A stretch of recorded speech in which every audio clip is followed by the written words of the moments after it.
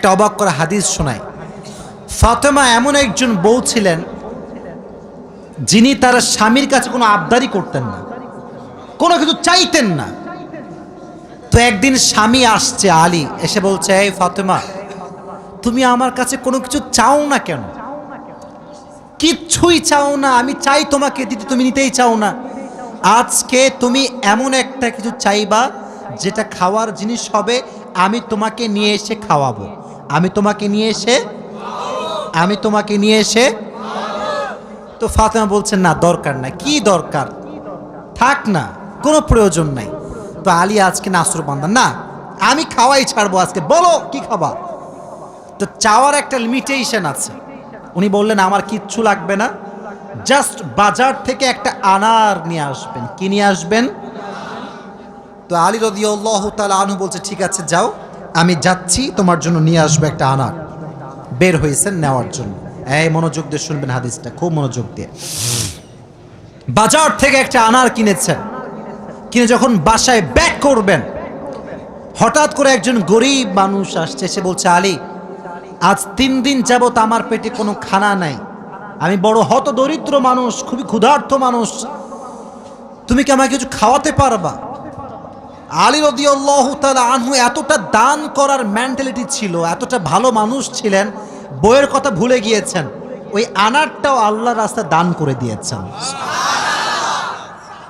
তো যখন আনার মানে হচ্ছে ডালিম, ডালিম, ডালিম। ও আচ্ছা, না বুঝলে বলা যাবে, কোনো সমস্যা নাই। আনার মানে হচ্ছে, নগরে ডালিম আছে না নাই? তোমাদের নগরে একটা বড় বাজার আছে, বাজারটার নাম কি? ওখানে দেখবা রাস্তার বাম পাশে সবগুলো বসে না, ফলের সব দেখবা, অনেক অনেক অনেক আপনার আঙ্গুর রাখা আছে, বেদানা রাখা আছে, আছে না নাই? আপনারা বেদানাও বলেন, ডালিমও বলেন। আচ্ছা, তো উনি দান করে দিয়েছেন। তো যখন দান করে দিয়েছেন, হঠাৎ করে মাথায় আসছে, তো কার জন্য ছিল? ফাতেমার জন্য। বলেন, কার জন্য ছিল? তো মনটা খারাপ যে জীবনে বউ একবার চাইলো, তাও খাওয়াইতে পারলাম না, মানুষকে দিয়ে দিলাম। বাসায় আসছে, মনটা খুবই খারাপ। তো বউয়ের ভালোবাসা কাকে বলে খুব ভালো করে বুঝবেন। আলী যখন গেটটা খুলেছে, ফাতেমা যখন আলীর চেহারার দিকে তাকাইছে, বলছে, আলী, নিশ্চিত তুমি আমার বেদনা, আমার ডালিম তুমি আল্লাহর রাস্তায় দান করে দিয়েছো। সুবহানাল্লাহ পড়ে। তো বলছে ফাতেমা, আসলেই তাই, আমি দান করে দিয়ে আসছি। তো বলছে, আলী, তুমি যদি আমার জিনিসকে আল্লাহর রাস্তায় দান করে খুশি হও, আমি ফাতেমা তাতেই খুশি হয়ে গেলাম। অবাক করা বিষয় দেখেন, হঠাৎ করে একজন মানুষ বাসার গেটে নক করেছে, এই কেউ কি আছে বাসায়? গেট খুলেছে, তো দেখছে গেটের বাইরে দাঁড়িয়ে আছে একজন সাহাবী, তার নাম হচ্ছে সালমান ফারসি। তার নাম কি? এদিকে পেছনে কিয়ামত হয়ে যাক, তোমরা আমার দিকে তাকাও। তার নাম কি? সালমান ফারসি। বলছে, কি হয়েছে আপনার, হঠাৎ করে আপনি আমাদের বাসায় আসছেন? বলছে, নবীজি তোমার জন্য 9টি আনার হাদিয়া পাঠিয়েছেন। আপনার সুবহানাল্লাহ পড়তে পারলেন না? কয়টি আনার? আরো জোরে। তো আলী বলছেন, নো, এটা আমার না, এটা আমার হতে পারে না। সালমান ফারসি বলছে, কেন? এটা তোমার জন্য পাঠিয়েছে। আলী বলছে, ভালো করে চেক করো, এটা আমার জন্য হতে পারে না। বলছে, কেন? বলছে, আল্লাহ তাআলা কোরআনে বলেছেন, মান জাআ বিল হাসানাতি ফালাহু আশরু আমসালিহা, যে আল্লাহর রাস্তায় একটা দিবে, আল্লাহ তারে 10 গুণ বাড়ায় দিবে। তাহলে আমার তো 9টা হবে না, আমার হবে কয়টা? তো সালমান ফারসি এই কথা শুনে আবার পকেটে হাত দিয়েছে, হাত দিয়ে আর একটা বের করেছে, বলছে, নবী তোমাকে 10টাই দিয়েছে, আমি জাস্ট পরীক্ষা করছিলাম। সুবহানাল্লাহ পড়ে। তো চাইলেও একটা ভালোবাসা লাগে, আর যে আল্লাহর রাস্তায় দান করে তার আরো বেশি বাড়ায় দেয়। একজন আওয়াজ দিয়ে বলেন, তিনি কে? আর একটা রেওয়ায়াত বলি, একদিন ফাতেমা রাদিয়াল্লাহু তাআলা আনহা সুতা বিক্রি করলেন। কি বিক্রি করলেন? সুতার দাম হচ্ছে 6 দিরহাম। কয় দিরহাম? আচ্ছা, তো বলছে, হে আমার স্বামী আলী, 6 দিরহাম নিয়ে কয়েকটা রুটি নিয়ে আসো হাসান এবং হোসাইনের জন্য। কার জন্য? হাসান এবং হোসাইন কার সন্তান? ফাতেমা এবং আলীর সন্তান। তো অবাক করে একটা রেওয়ায়াত, আমি জাস্ট গতকালকে এটা পড়লাম, এটা আমি আগে জানতাম না। তো বের হয়েছে বাসার থেকে রুটি কিনবার জন্য। কি কিনবার জন্য? রুটি কিনে ফেলেছে। Just he was coming back to home, বাসায় আসছিলেন।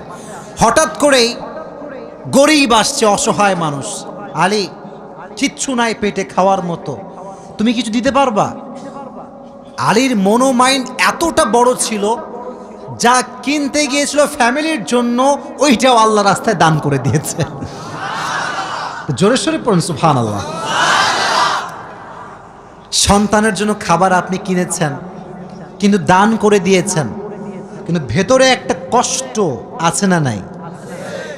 দেখো এই যুবকেরা, প্লিজ প্লিজ লাফালাফি করো না, এদিকে আমার দিকে একদম স্থির হয়ে থাকো, চুপচাপ স্থির থাকো। কারণ নওগাঁর মানুষ তো এরা অভদ্র ঘরের সন্তান, এরা সব ভদ্র ঘরের সন্তান, ঠিক না? চুপচাপ থাকেন। তো যখন ফিরে আসবেন, হঠাৎ করে একজন লোক আসছে, এসে বলছে, আলী তুমি কি এই উটটা কিনবা? উট? বলেন কি? তো আলী বলছে, না ভাই, টাকা পয়সা নাই, কেনার সম্ভব না।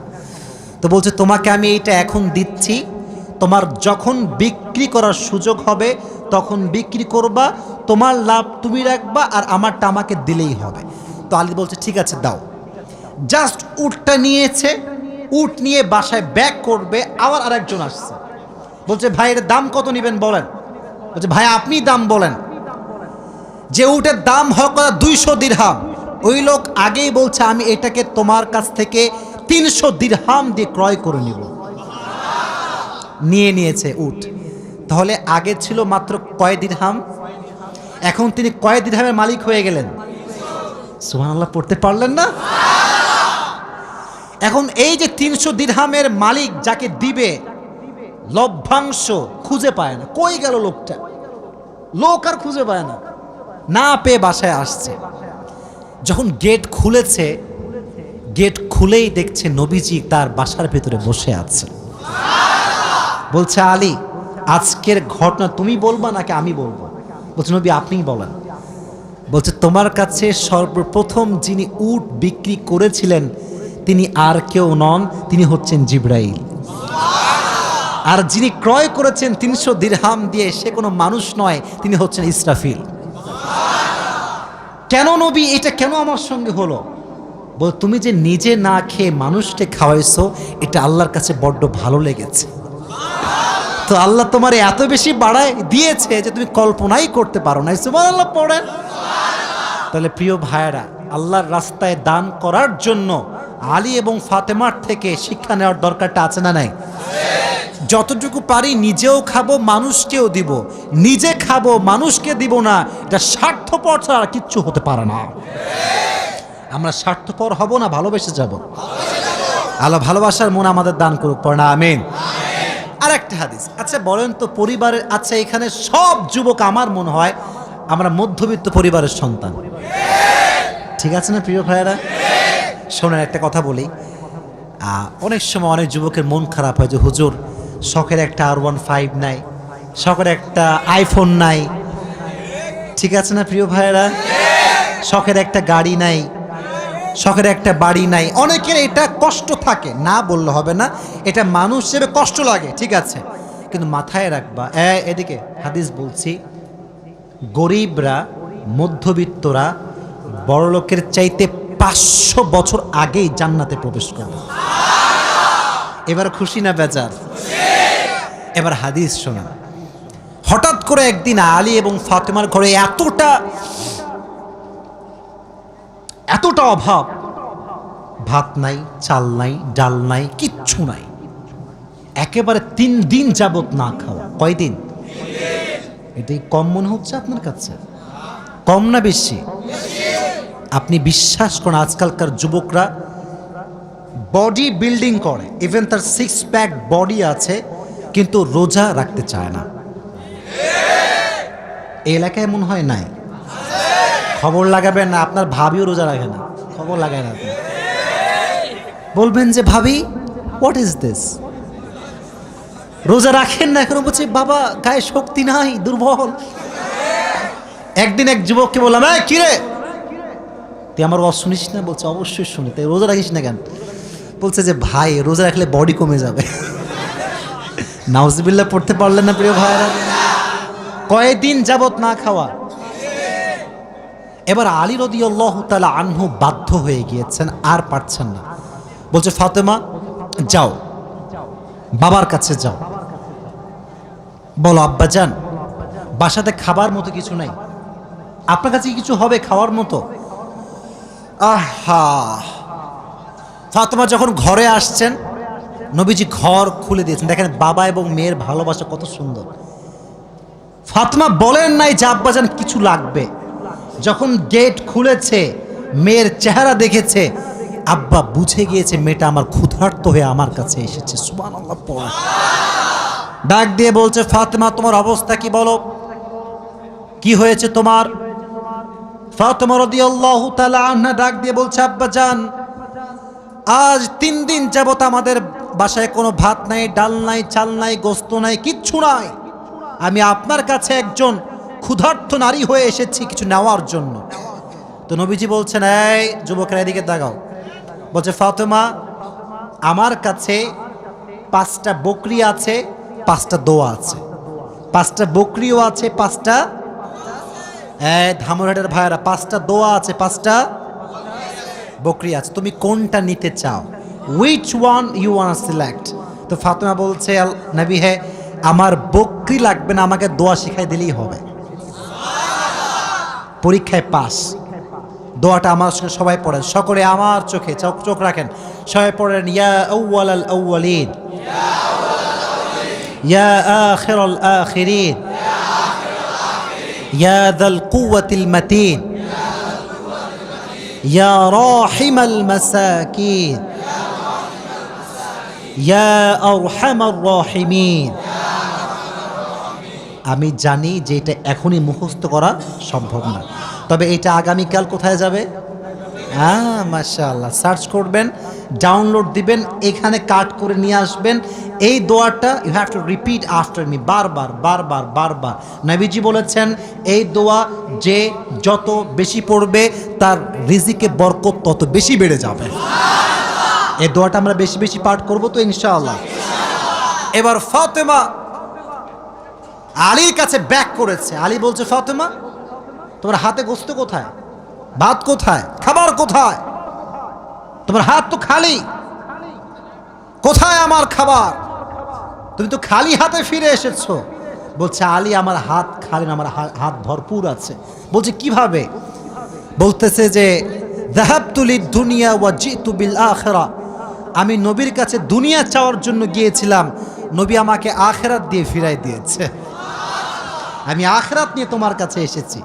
তো আলী এবার নিজেই আসছে। ডানের যুবকরা কিরে আমার দিকে তাকাও।